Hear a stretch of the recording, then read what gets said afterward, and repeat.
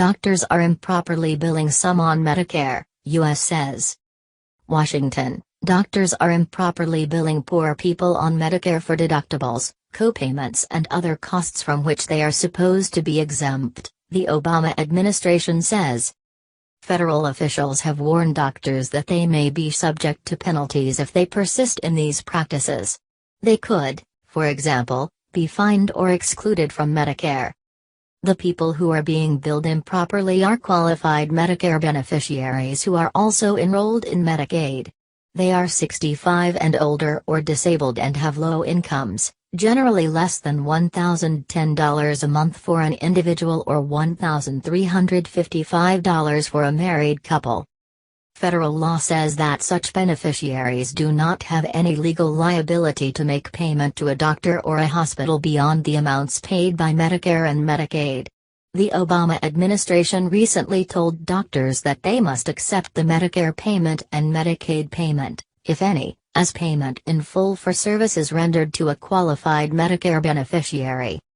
Despite this requirement, a study by the Department of Health and Human Services found that improper billing still appears to be relatively commonplace because some Medicare providers unlawfully bill enrollees after receiving payments from Medicare and Medicaid.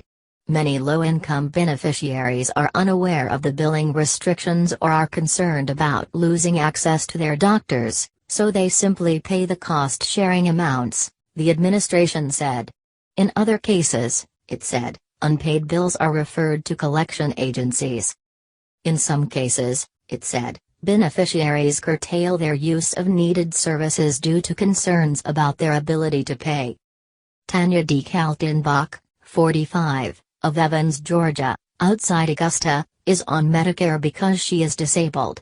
She said that one of her doctors, a specialist in rehabilitation and pain medicine, has been adamant that she pay about $25 for each visit, a total of hundreds of dollars over the last few years. She showed the doctor's staff a Medicare publication stating that qualified Medicare beneficiaries are not subject to such charges, but the dispute continues.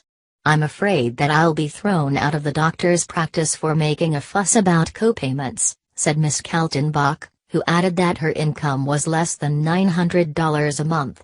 The office manager suggested that I was taking food out of the doctor's mouth if I don't pay the copayment.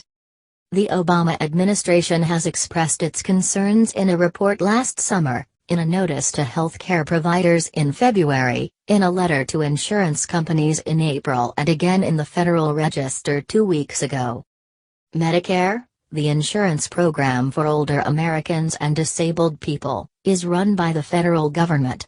Medicaid, for low-income people of all ages, is financed jointly by the federal government and the states. Eligibility, benefits and provider payment rates vary from state to state. About 7 million low-income people receive financial help through the program for qualified Medicare beneficiaries. Under this program, state Medicaid agencies help pay Medicare premiums, deductibles, copayments and coinsurance. But states do not have to pay doctors the full amount of such costs, and in some cases they pay nothing, leaving doctors with hundreds or thousands of dollars in unreimbursed expenses. Because of this gap in payment, many doctors and other health care providers try to bill the beneficiaries or refuse to provide services to them, said Denny W. Chan, a lawyer at Justice in Aging, a nonprofit legal advocacy organization.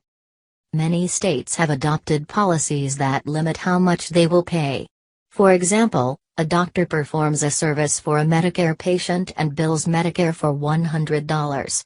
Medicare pays 80%, or $80, and the doctor could ordinarily collect the other $20 from the patient. But if the patient is also on Medicaid, and if Medicaid's payment rate for the service is only $70, then the state does not have to make any additional payment, and the claim is considered to be paid in full. The doctor is forbidden to bill the patient for the balance. Medicaid is supposed to operate like a supplementary insurance policy, filling gaps in Medicare for people who could not easily afford to pay their share of the bills. But under a 1997 federal law, states have the option of making payments based on Medicaid rates rather than on Medicare rates, which saves them money. Medicaid payment rates for physician services are often well below Medicare's, a reason that some doctors cite for refusing to participate in Medicaid or for limiting the number of Medicaid patients they will see.